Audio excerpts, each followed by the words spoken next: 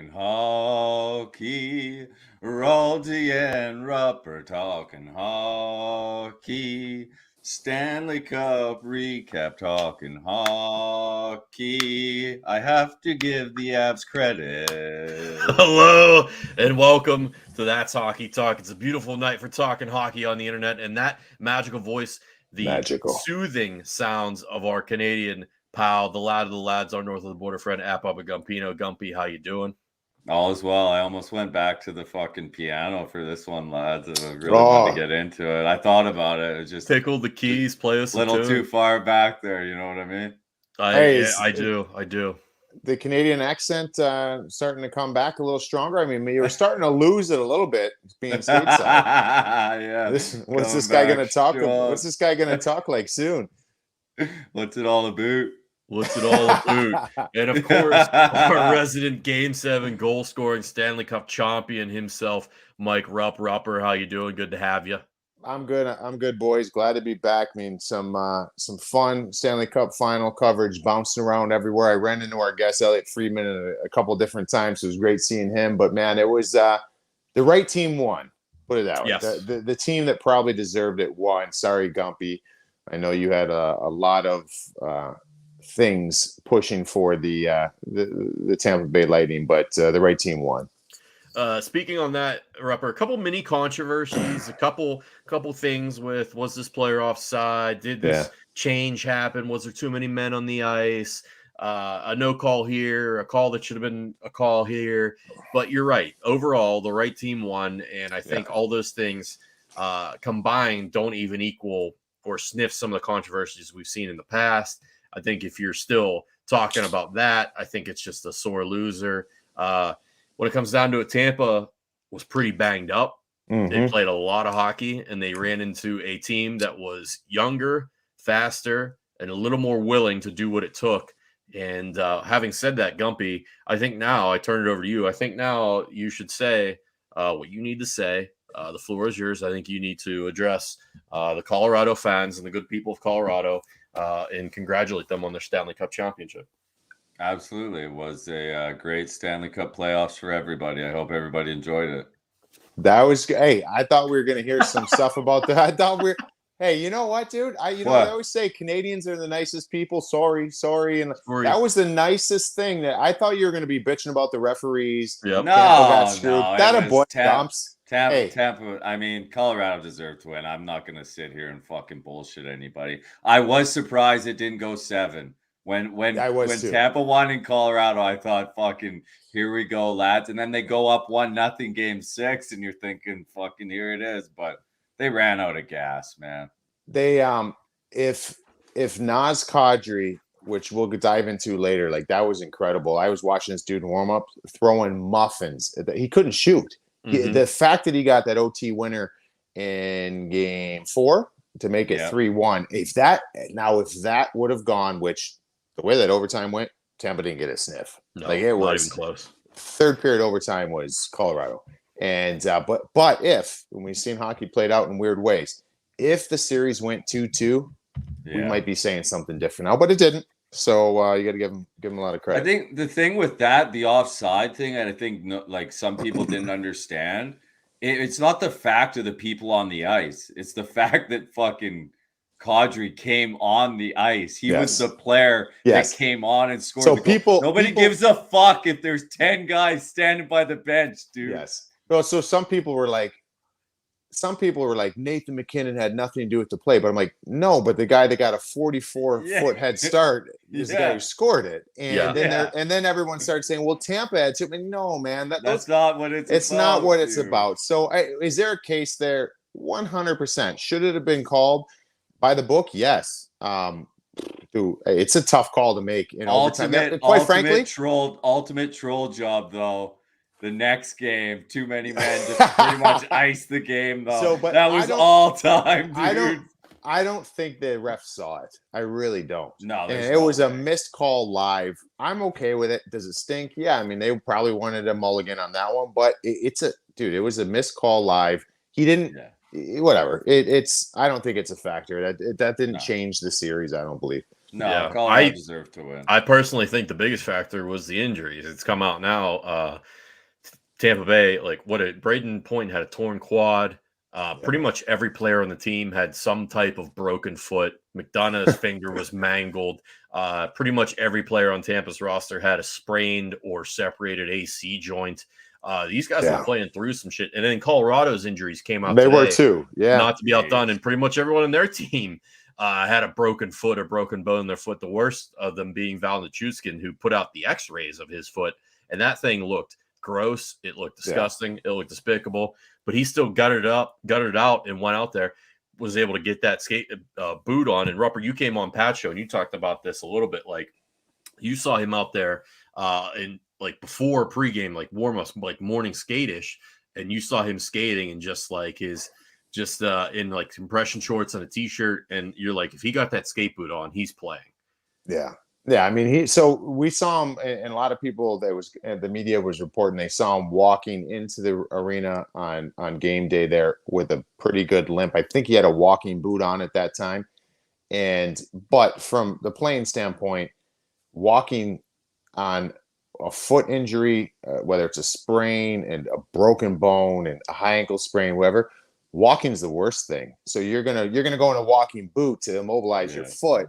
But when you go into a hockey skate, it's kind of like a walking boot. You don't have you're not doing this very much when you're skating, or you can at least stop it and you can be taped up where you're in a boot. It's not allowing you to make some movement. So when he got out there in warm-ups and you watch him, you're like, oh, this guy's good to go. But he was a beast in those finals. He wasn't 100%. Nobody was. I love that part. People might think it's a little caveman-esque, but I love seeing these injury reports coming out and guys that are like, screw it, let's do it. And that's what makes hockey special for me. That was awesome to see. And it was also awesome to see a few guys who waited a long, long time to lift Lordo and get the chance to dance with the Stanley Cup. We're talking about, obviously, Eric Johnson, who played, 14 seasons, I believe. Yeah. Nate McKinnon, who just last offseason dropped the infamous, I played 9 seasons and we haven't won shit. Jack Johnson, another guy who got a tough go of things in Pittsburgh and New York, and towards the end of it in LA even, I guess.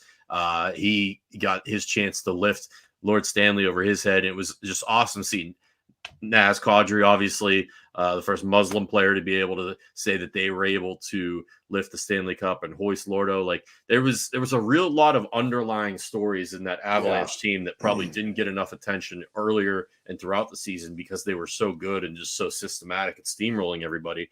And then when you finally got to the final here, you got a chance to really dig in and learn about a lot of these guys. Val Nichushkin, obviously, which Gumpy, it's a sore subject for him and the Dallas Stars and how things worked out there. But look at him now. He's about to be a big-time free agent. Is he going to sign back with Colorado? Is he going to hit the open market?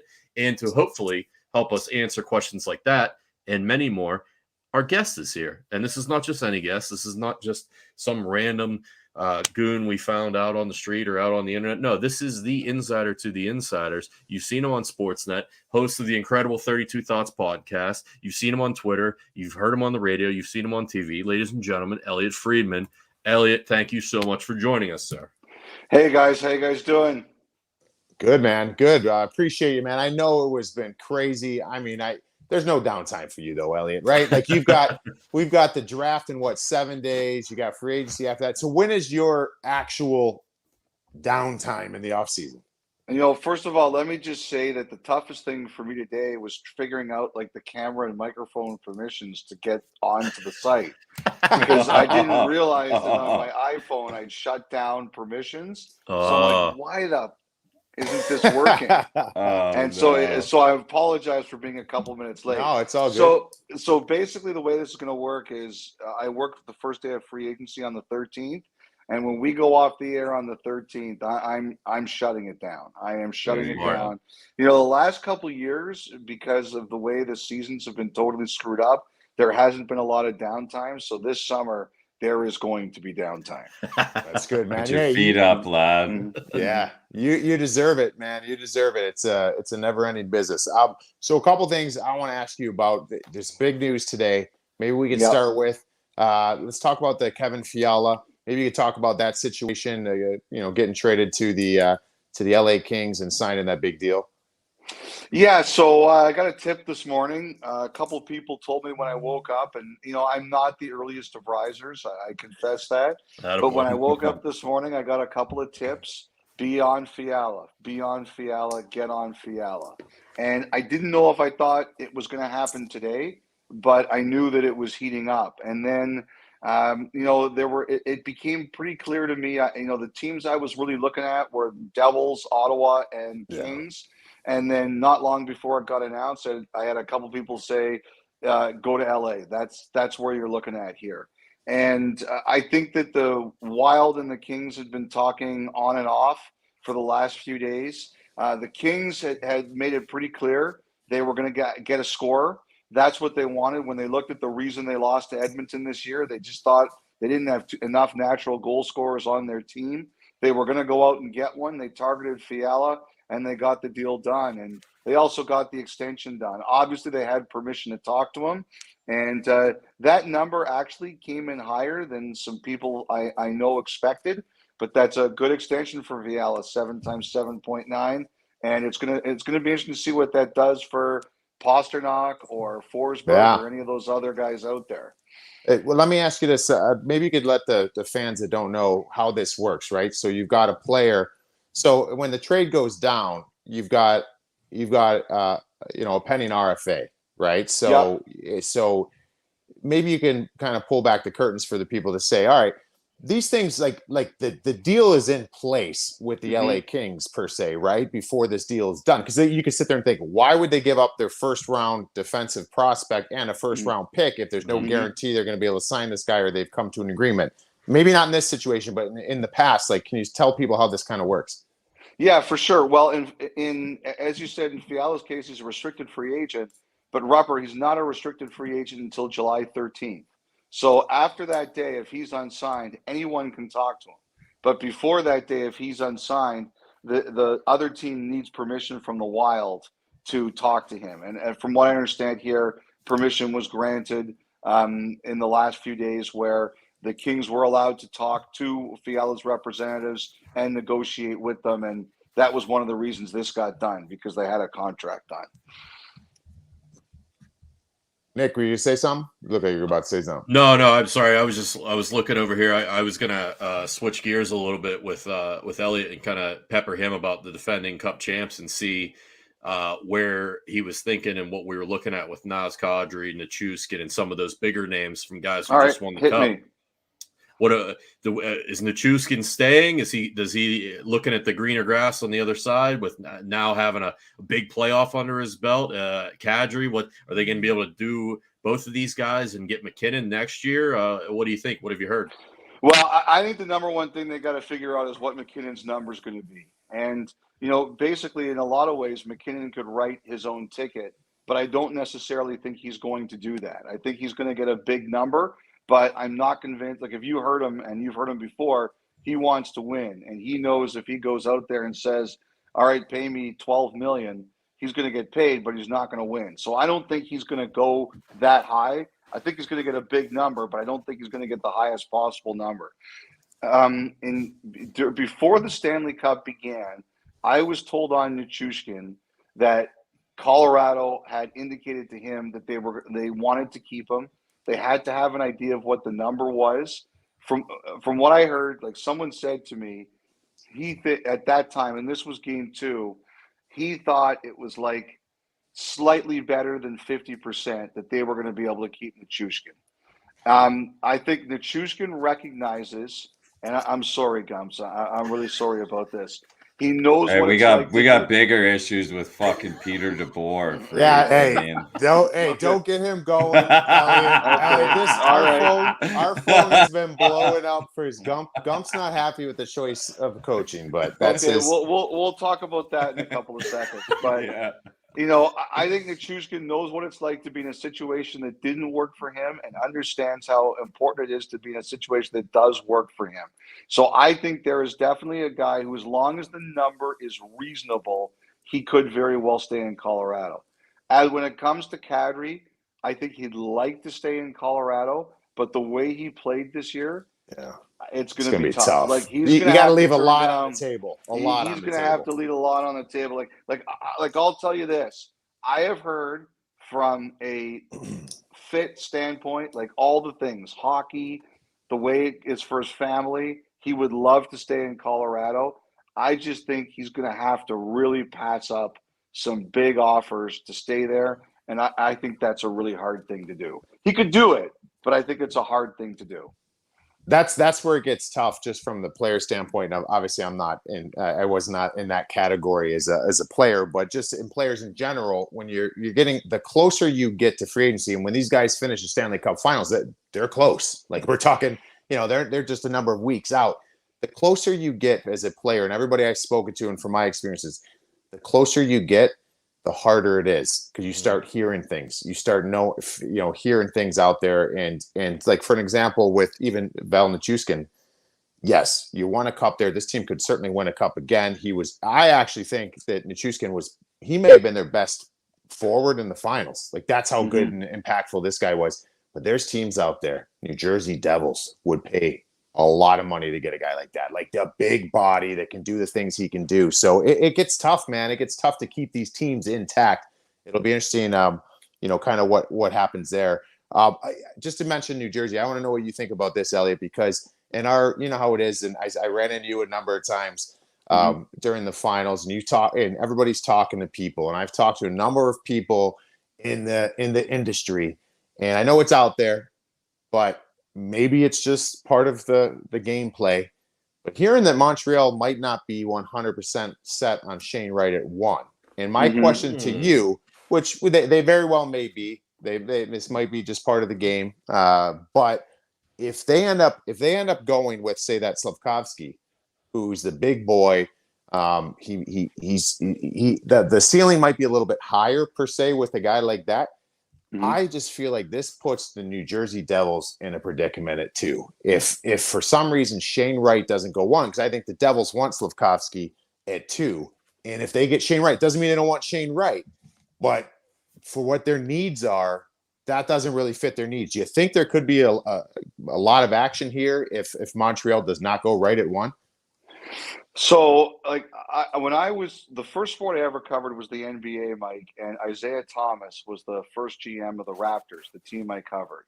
And he gave me one piece of advice I have always remembered. And it was, Elliot, remember, around the draft, everybody lies.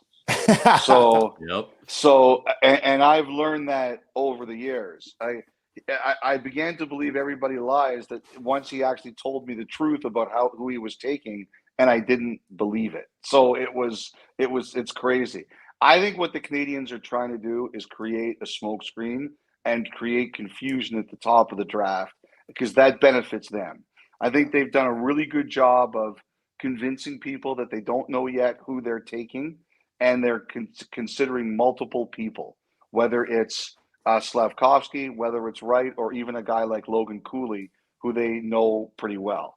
So what I think they want, I think the biggest thing, Mike, is actually a non-hockey thing.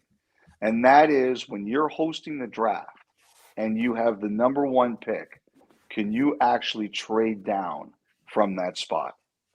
Like, do you have to make that pick? Yeah.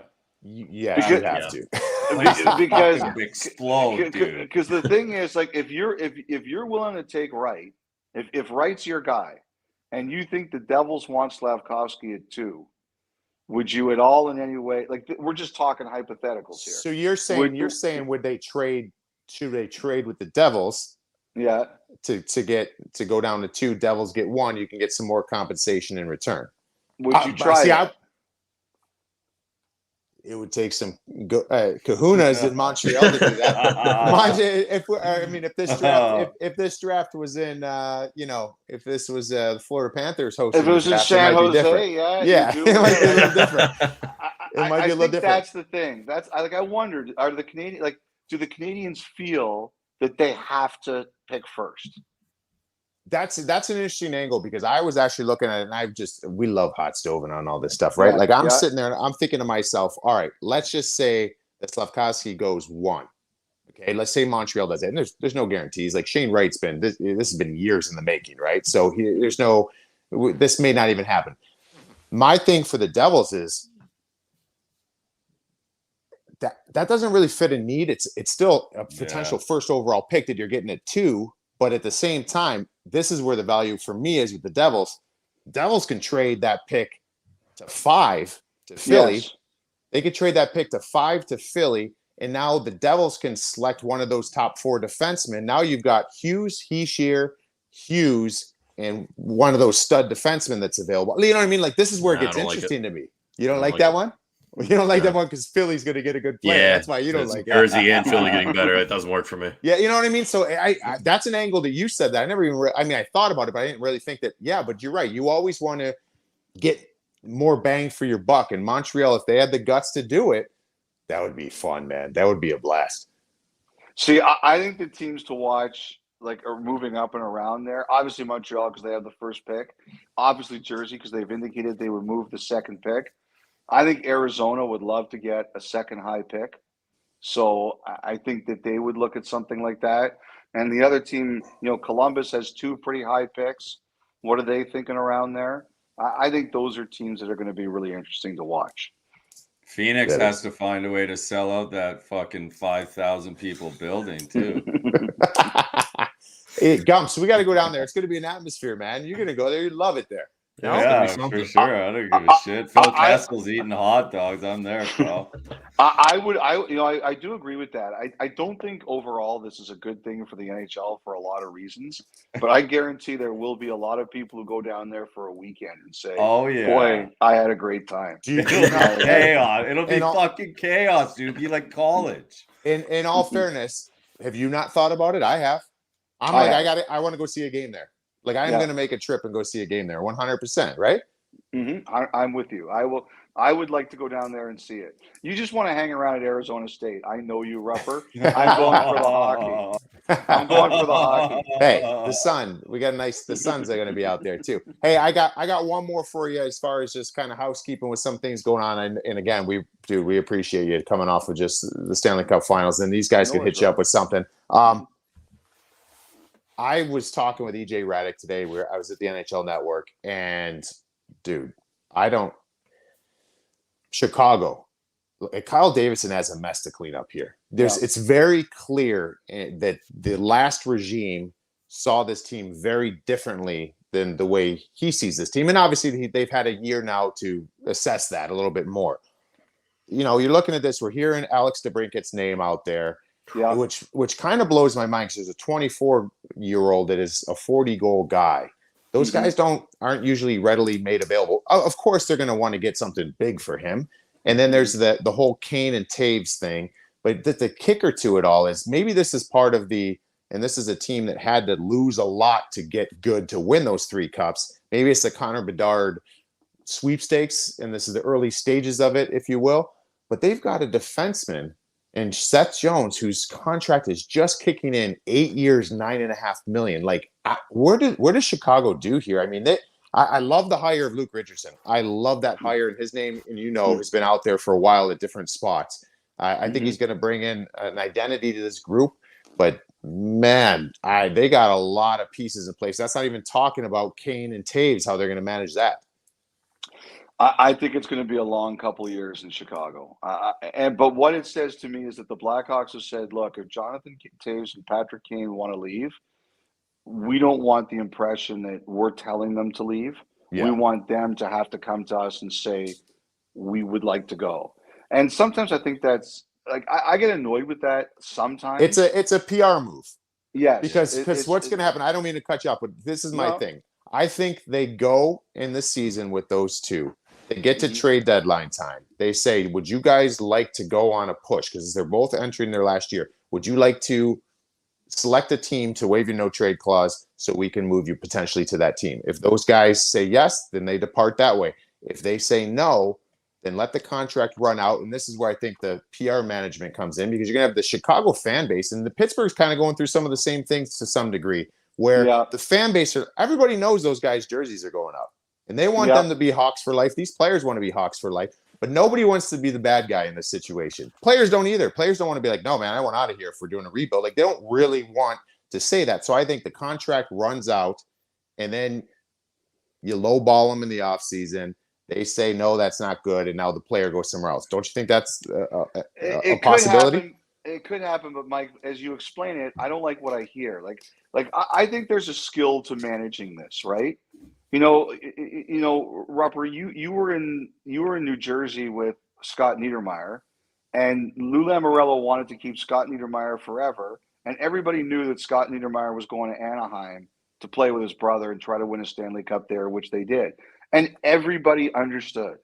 Everybody understood. No Devils fan holds that against Scott Niedermayer. Everybody understands. I think right now what we have here in Chicago, everybody understands where this is going. I don't think any Blackhawk fan who really cares about Toews or Kane is going to blame either one of them, or even Seth Jones, if they say, you know what, this isn't what I signed up for, and we can work it out. But what it takes is, you don't have to have good PR. It's not about good PR. It's about who's going to step forward and say, guys, we can all see what the big picture is here. How can we work it out? And all you need to say is, have Toews and Kane say, we understand can you guys just do us a favor and just say we understand the priorities have changed, and they've changed for us too. Everybody would get that. Everybody would understand that. Everybody would. No, well said. I hope it goes down that way. I hope it just doesn't become something, and it's because, again, Pittsburgh's kind of dealing with it to some degree as well. When you have these franchise guys, it's the perfect storybook ending, but the business gets in the way sometimes. So you guys go ahead. The other thing I think they could do to hang on to them is, the one thing about Toews and Kane and hanging on to them at the start of the next year is, you can trade them and eat some of their salary in season, but also maybe give them a better chance of knowing who's going to be good. Yeah, that's a good point. Yeah, so Toews and Kane can look at how next season starts and say, you know what, I like this team; they're really good, or something like that. What are you hearing about Malkin and Letang there, Friedge? There has been some rumors that don't sound too good for Pittsburgh. Is that true, or are those just rumors? Well, I've heard this. I've heard that there's a better chance of Letang than Malkin. That's what I've heard. I have been told by people who I think know better than I do. They think Letang and the Penguins are not ridiculously far apart. That they think that, who knows where it goes? Sometimes, Gumps, you need that deadline of the last week for everybody. You negotiate.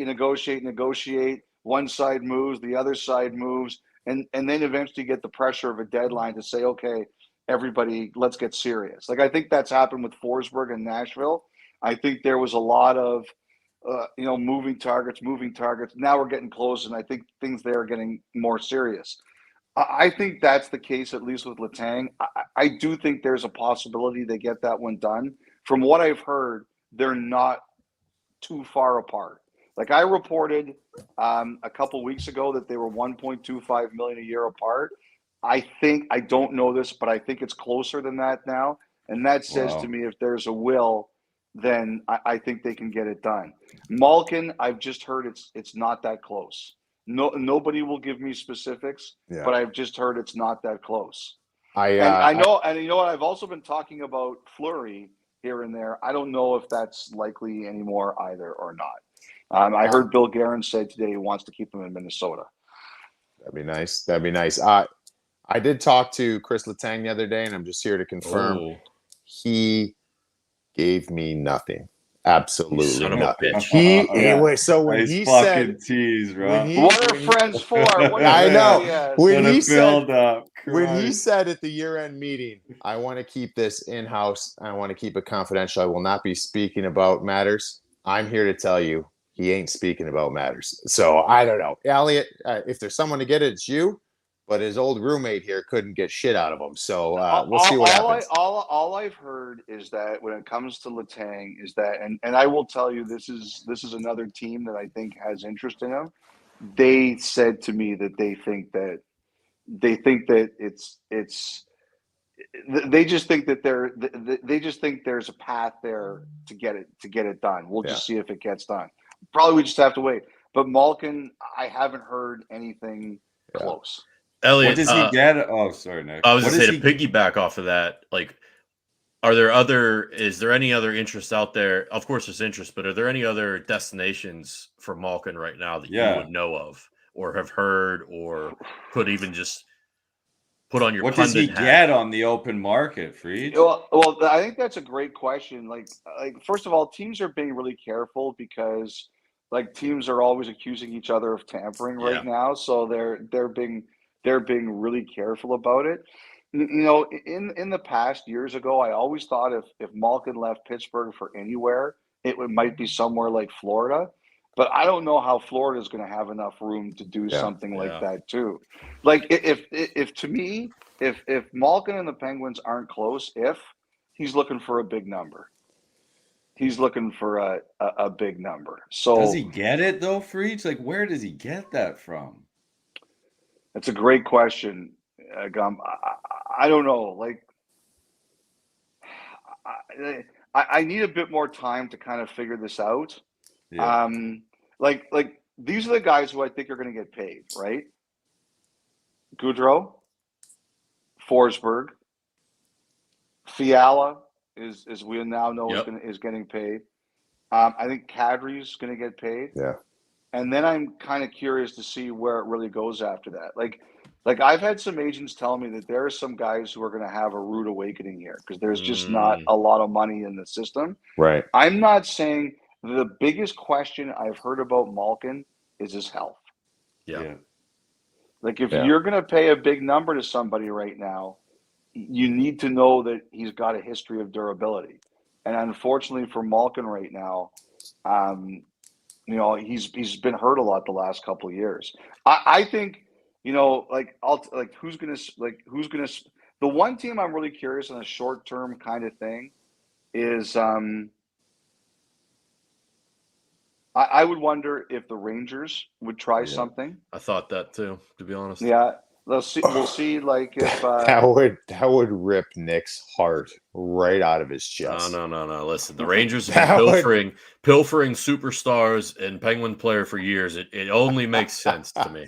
Okay. Well, I think the Rangers are in a lot of things. Like there are rumors today about Dubois, and I'm not convinced Winnipeg's ready to do that yet. I still think they're trying to sign Strome. Like I got to figure out what the Rangers are doing here. You know, the other team I would always potentially wonder about, and it's kind of way out in left field, and I'm not sure how we would feel about this. Like, there's two guys in Vancouver who know him really well, but that would be way out of left field. Wow, that would be left field. Yeah, I mean, I don't know. I really, honestly, Gump, I don't know. I don't know. I still wonder if when it comes to Pittsburgh, at the end of the day, when push comes to shove, does this all work itself out? Are we just right now in a big, like, alpha male negotiating contest? Like that, I always wonder about that at this time of year. Freege, one more thing on Malkin, and I don't want to take up too much time talking about Gino, but if this is a situation where if he gets to the market and he goes out there and maybe it's not what he was expecting, is there any chance of coming back, or do you think once he makes it, that's kind of the be all end all? No, I don't know that I would say that, you know, once he's gone, he's gone. I think when you have a special relationship between team and player like Malkin and Pittsburgh have, I don't know that you ever shut the door. But Nick, the problem with that is if Pittsburgh, you know Pittsburgh, they want to compete, right? Like if Malkin says, I'm going to test free agency, that goes both ways. Yeah. Yeah. Yep. What if they go out? Now, the one thing I think about Pittsburgh is I think they're one of the teams that's going to be very careful about term. So, like, I don't know that they're going out and getting a Johnny Gaudreau, for example. Like, I don't think they're going out and doing like 7 times 9 on a player like that. I mean, I could be wrong, but I don't think so. They gave Russ 6 years. I'd be curious to see if they would even be willing to do that for anyone else. But I think that the issue is going to be once you say I'm testing the market, the Penguins reserve the right to say we're testing the market too. Let me ask you about Goodrow real quick, and then I know Rupper's Mm-hmm. got something, because everyone I think is already penciling him in as somewhere on the East Coast, back closer to where he's from, whether it be the Devils, the Flyers. I've heard the Islanders, maybe even the Rangers. Is that kind of what he's looking for, or is it still just right fit, term, money, like whatever is the best in that respect for him, or is he really looking for that East Coast situation? If it's not Calgary, then I think it will likely be East Coast. Like the one team we haven't mentioned at all here, and it's a team I believe is determined to make a big splash, is Seattle. But the one thing I look at is, can Seattle make a better offer than Calgary can? I mean, Kadri to Seattle. Well, I'll put it this way. I think they're going to be out there. I really do. I think they're going to. The guy who I really think fits them is like Klingberg. Like they need offense. To me, Klingberg's got cracking. I'm sorry, Gumpy. He ain't going back to that. Hey, pile it on, man. The stars are flying out here. I do think if it's not Calgary, it's very likely that pocket. Like I will say, I thought the Islanders might be a real stealth team on Goodrow. I'm just not sure they can do it. Where's Claude Giroux at? What happens with him? Well, now as we know, Duclair out, and it could be for the season. Sadly, that could change things. Yeah, so they're going to have a little bit of extra money, at least for this year. I could see potentially Giroux staying in Florida. He seemed to really like it. If not, Ottawa's a team that I've always kind of like. He's building a big house right there, so and they're looking for a veteran forward. He fits with what they're looking for. Hey, I like that Sens team in the near future. So if he can go in there and help them out, I think they're going to be a good team soon. Elliot, I don't got anything else for you except, can you give Gumpy, even if it's not true, just give him something to look forward to with Texas hockey this year. Not with fucking DeBoer at the helm. Let me ask you. Why don't you like him? I can't stand. Listen to his interviews, Breach. I mean, why don't you like him? He sounds like an absolute doofus. He looks like a doofus. He's so hard on Elliot. I can't do. Why did Barry Trotz not want to coach? Did he just not want to coach and win it? But like, why was Dallas so set? Why were they so set on DeBoer? They didn't even. There was nobody else. It was just right to DeBoer. Well, they did interview Cassidy. I know that they did bring him. I'm pretty sure he came in for an interview. But they were set on DeBoer right from the beginning. There are people there who know DeBoer. Pavelski does for sure. Yeah. And I think they're a longtime PR guy, Tom Holy, also knows DeBoer well from San Jose, and Tom's a really good guy. There are people there who really like DeBoer. Now, I think DeBoer's issue is goalies. Obviously did not have a good relationship with Leonard. I don't think that's the first goalie he's battled before. So I'm sure that's one of the things that they kind of talked about with him. But I'll tell you. You do anything with fucking Ottinger, pal. The guy made 1,000 saves in 7-game series, dude. I asked you as a friend to give him something uplifting, and you said he's a goalie killer. And the one player they have there that gives them a huge. I mean, they got a few. They got some nice, bright future pieces. But their goaltender's been unbelievable, and you're like, yeah, he doesn't get along with his goalies. Come on, man. But you know what? I guess he wins, and a lot of he does players, win. Like Pavelski. Pavelski, I heard, gave him a really positive force behind. If Joe Pavelski believes in it, like Gump, you got to believe in Joe Pavelski. Hey, I'll give you some good news. I think they do lock up Robertson. I think you get that done. And I will say this about I think they recognize how important he is, and they'll take care of him. Yeah. I told these guys the story, Elliot. We don't need to get into it now, but I had some clashing of heads with Pete in the OHL in different points in my career. But I will say this, because I've asked guys, how is he? How is he? How is he? I've gotten rave reviews on Pete DeBoer from every veteran player that I've been with or talked to. And the thing, though, is after a number of years, just like any other coach, it kind of runs its course. But you said it, and you're bang on. Pete wins. Pete gets results for that stretch. So that's the business that the Stars are in. So, hey, Gumpy, it might not be that bad, but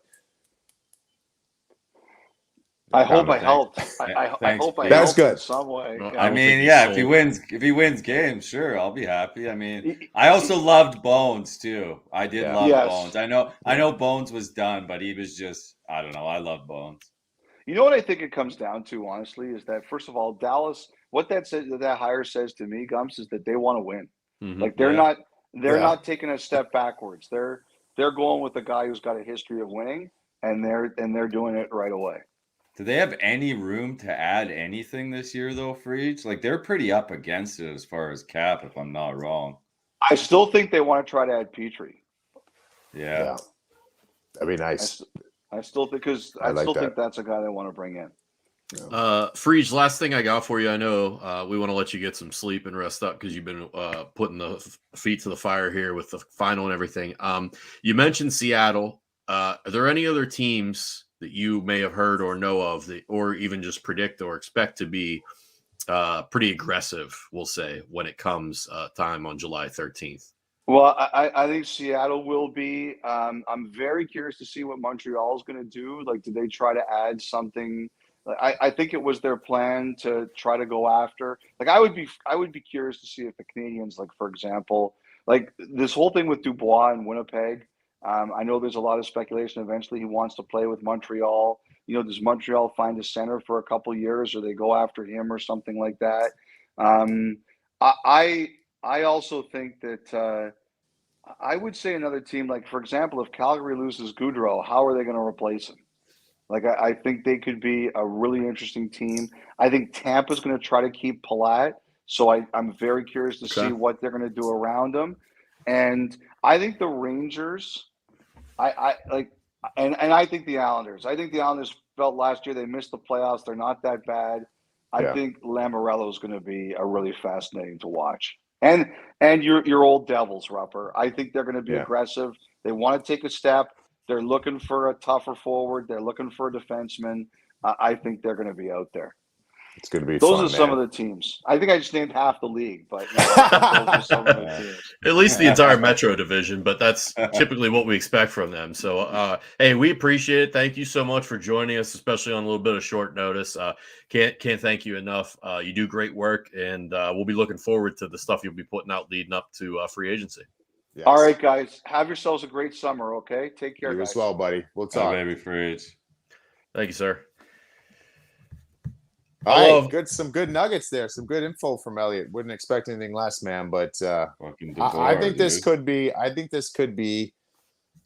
Hey, I know this is our last podcast of the season, but Nikki, you might have to be pumping out some stuff here on That's Hockey Talk Twitter profile. There's going to be some news. It's going to be chaos, man. It feels like it. Oh yeah, it's Patty Kane's going to the fucking Rangers, ain't he? Like that's happening. It's right in the middle of our week of vacation, so Mrs. Skates is definitely going to be thrilled when I am face first in my phone, just retweeting all these signings. But I got the login last. Yeah, get the login. Hey, get the login. You know, I ain't doing shit.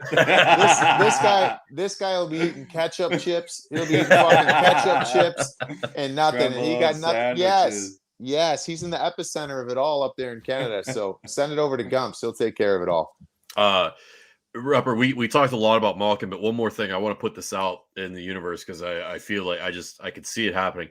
We mentioned the Rangers. There are two other teams where I just feel like he could end up. I think one of them is Montreal, because I think they've been looking for a number one type of center for a very long time, and they have a pretty good history with Russian players. And I think they enjoy the city. I think they enjoy the culture in Montreal. It's probably a little bit more of a European vibe, probably a little bit more familiar with what they are back home. And I also, I hate to say it, but I look at the Red Wings as a possibility potentially if they could do like a 3-year deal or something like that, because Stevie Yzerman, like he's seen this guy up close. I think it's just one of those things where you just get these feelings. You just get these feelings. And I think the Red Wings, I think Montreal, and definitely the Rangers. I think the Rangers would definitely be in play. Giroux leaves Florida. I think that with this Duclair issue, unfortunately, that's going to free up some money where I from what I've heard, Evgeny Malkin, if he wants to be in Pittsburgh first and foremost, but if that does not happen, I think the Florida Panthers are where his attention gets put, depending on what they want to do. He does have his wife more? and son in Florida, so that would make sense. Yeah. Who gets a bigger contract, him or Giroux, Rob? Oh, Gino for sure. I think. Like, I think Gino still Gino's per year. I don't know, man. Giroux showed he showed well, I thought, in Florida, but he didn't necessarily over the last little bit here in Philly. So I don't know. It's tough Malkin's still over a point a game guy, man. Yeah, Malkin's still an elite offensive point production type player. It's his 5-on-5 and his defense that people question, right? So it depends on your need and your fit. Like Giroux, his entire career has always been solid defensively.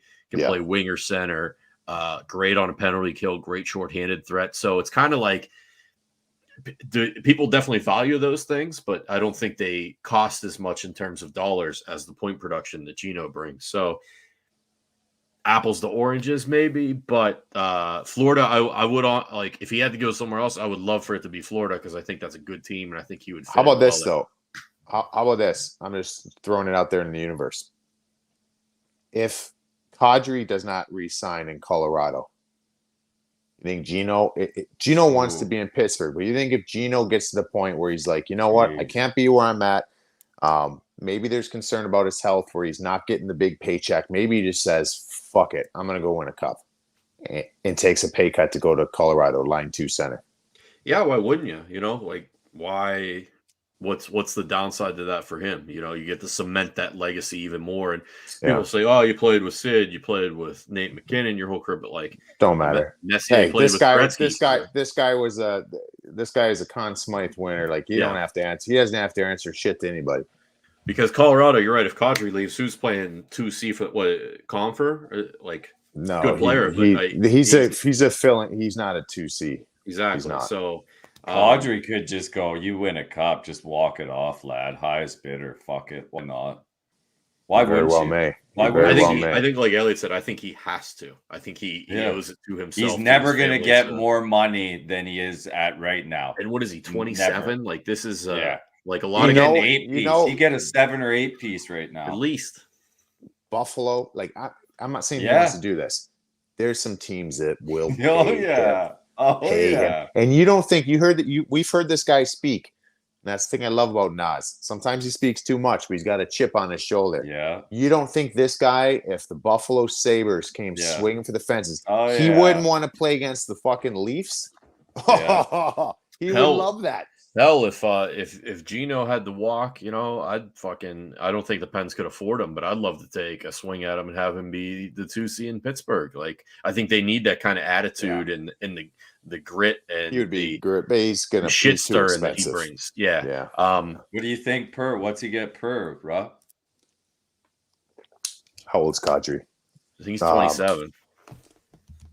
Oh, Jesus, man. Honestly, I don't know. I mean, I think there's a team out there that's going to give, Nazem Kadri, if you're including playoffs, he had 102 points. 102 points. Oh, no, he's much older. He's 31. I'm sorry. Yeah, I thought he's 31. Much 31. So 31. I mean, there will be a team out there for sure. I think that will pay him in he's got that 9 range. Yeah, like, he'll make some good money, man. 5.95 5-year 45, something like that. A lot, yeah. Imagine if the Leafs had a player like that. They could probably make a run in the playoffs. Yes, that is true. Who is out there that I thought was 27 that I'm thinking of Kadri? I can't. Nichushkin, maybe? How old is Nichushkin? Maybe, yeah. It might have been Nichushkin. Yeah.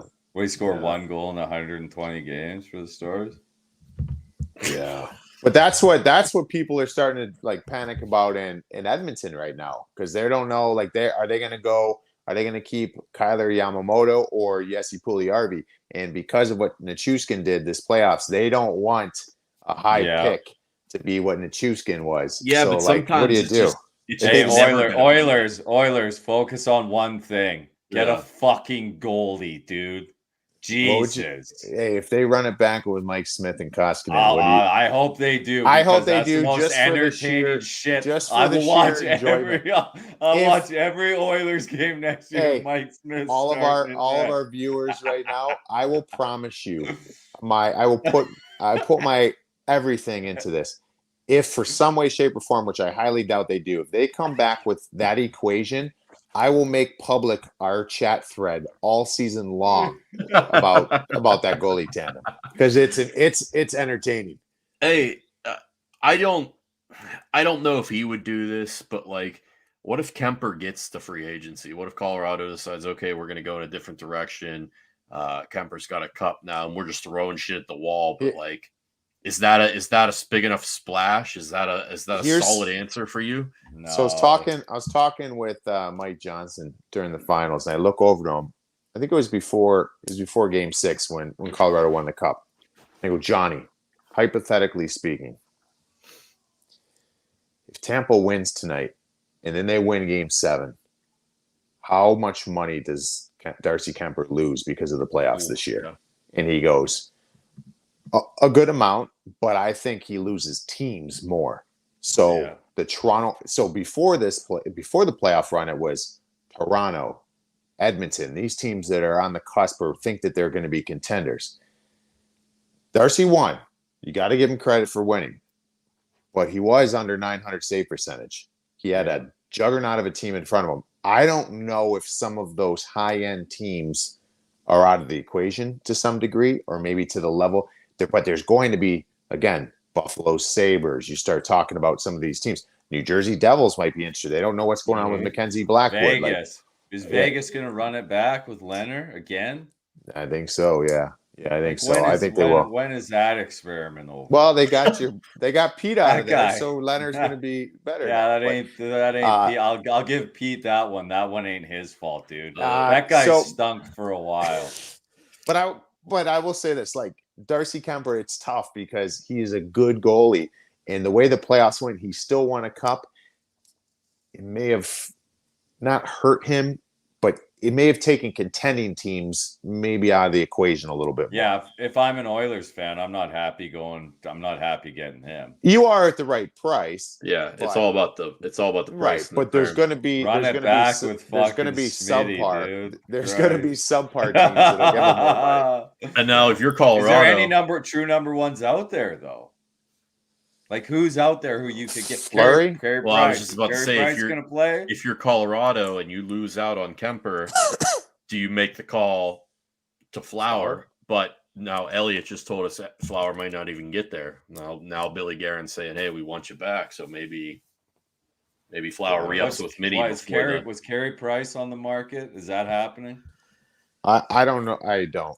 Carey Price, I think they don't know if he's going to be right again. Yeah, I think he's got to play.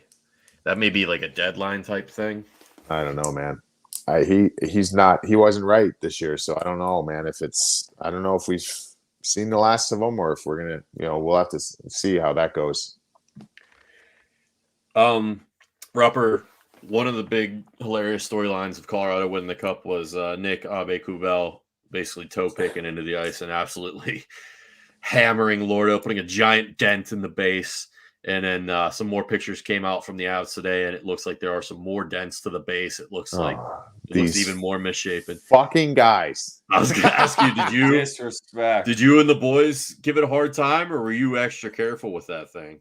On my cup day, the cup was, instead of being, if you're looking down on top of the bowl like this, it was like, let me see if I can make this shape. It was like this side was like, it was like smashed in on the one side. And so they came to me. I think I told you guys before, instead of holding it like your hand in the top of the cup and then holding the base, I had to like hold the neck of the cup and then hold the base. And so it just felt weird all day. Like it wasn't normal pictures. Did you know what happened? Why it was like that? They said that, I don't remember where it was, but it was in Europe, and Patty Eliash hired to maximize his time with the cup. He hired a helicopter, and they went and picked it up. They flew into wherever it was at, and they were going to take it back, and that would give him, instead of 24 hours, I'm just making this up, maybe it was 36 hours. It was saving him time so the cup keepers didn't spend the night there and then wake up the next morning and then travel. So he bought himself more time, and apparently they were handing it off to go into the helicopter, and someone dropped it, and it went punk, and just the cup got smashed in on the side. So, so after I had it all fucked up, and then they fixed it after that. So yeah, hey, just adds to the stories, right, of Lordo. Hell yeah. Quite the history, quite the stories. And Colorado's going to enjoy it. They're going to party all summer with it. They're going to have the times of their lives. And then they're going to come back very, very soon. Not a lot of time off. What camp's probably going to start up in September. 10, 11 weeks till Yeah. camp starts. They're gonna go for it again and run it back. Yeah. And We'll see, according man. to the odds makers, it's going to be the same story again. It's still the top two odds on favorites right now, I believe, are Colorado and Toronto. Oh, Toronto is up Toronto? there. Tampa, I think Tampa's in third, maybe fourth. I know Don't Florida's count dropped out down a Texas little bit. hockey with fucking DeBoer at the helm, boys. Hey, if there's one thing he's a DeBoer can winner. do, He's a fucking winner, it's dude. he I've can been get you to saying a it. Stanley Cup I've been final. telling you. In year he'll one. get you. In year he one. won't win you. He won't win you one. He'll get you there, though. Hey, he might get you there in year one, bud. Just saying. He's got a track record. By year Gumpy, three, that might not be the case, but year one might be the case. Gumpy, any final thoughts before we sign off of the episode here and a couple weeks for ourselves? I think this show has grown leaps and bounds this year with the addition of Rupper. I've really enjoyed doing it. I've enjoyed the interaction. I have, in fact, very much fallen back in love with hockey. Followed it way more this year than I have in years and years. And it was an awesome year from start to finish. Even, Tampa, Colorado, the two best teams battling it out for the Lordo. That's how it was supposed to be. Look at that, ladies and gentlemen. He does have a heart. He does. Joe Simoneau. It's not just fiery, passionate. Maybe He's got a little soft soft go to side. Canada. We all got to go to Canada for a couple weeks, Nah, man. Look at that. you don't, Just mate. changes everything. But, He said, no, we don't. Stay there, lad.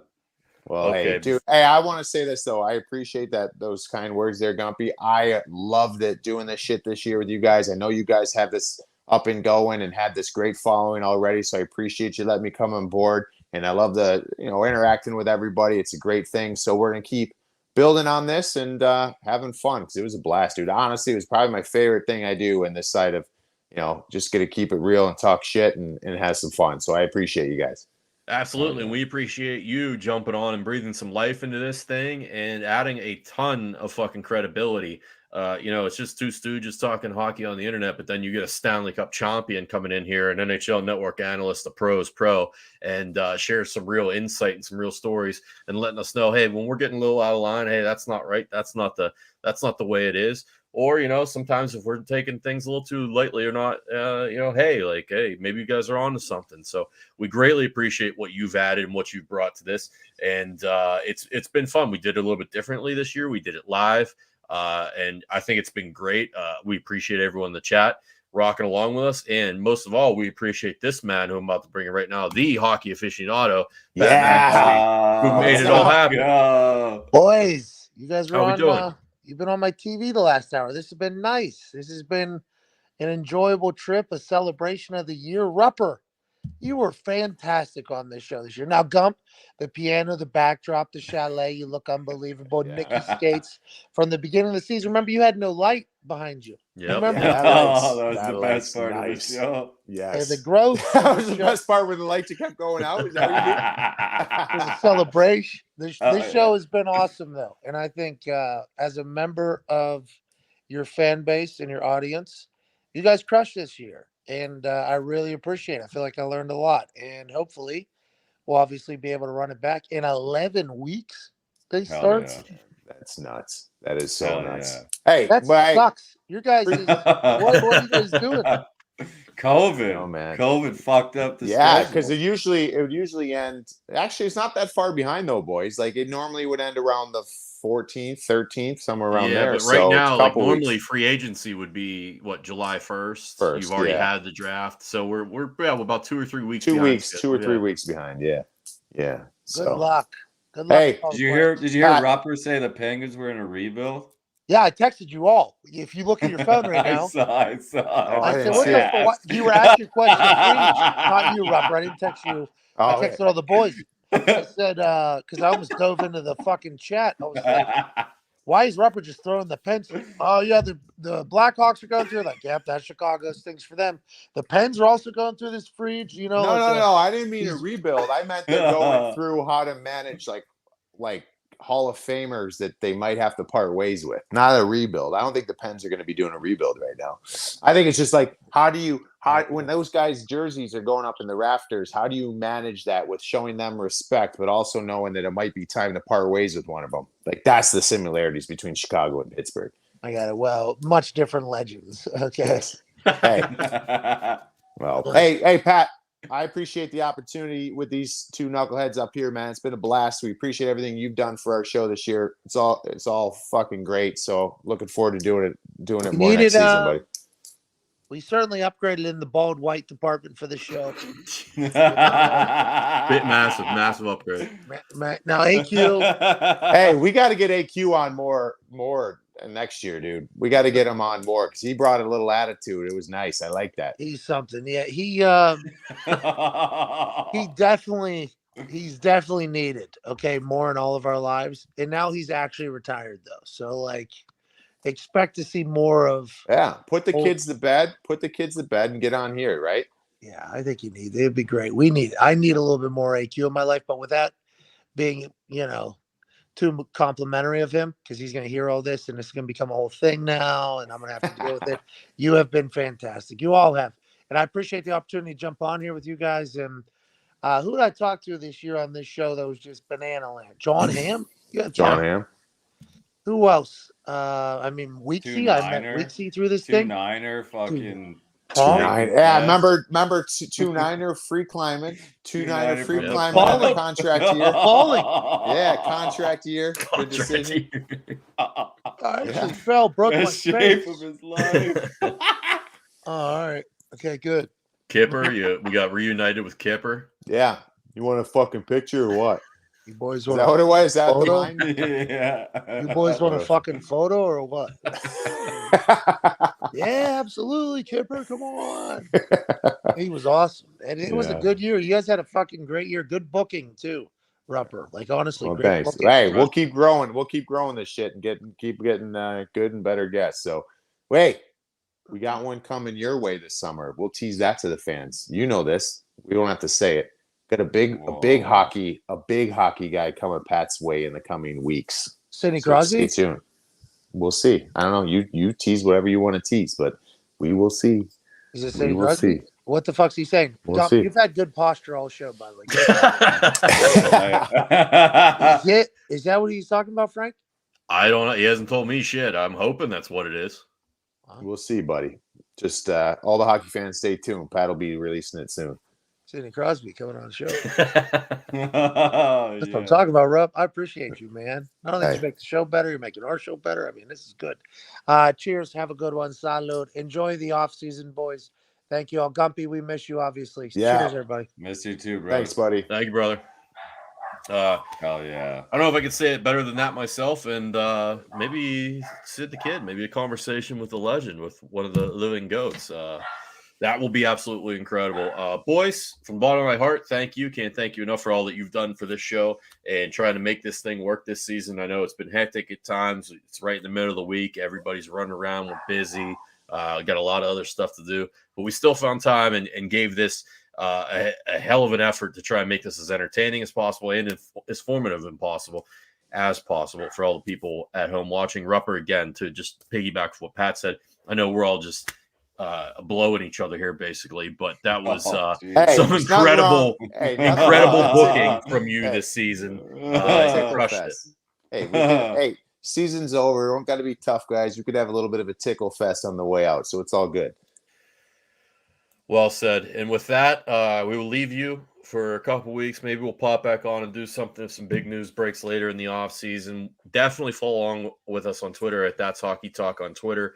We'll always be tweeting updates and signings, trades, anything like that happens. Until then, we bid you adios and enjoy your summer. And that's Hockey Talk.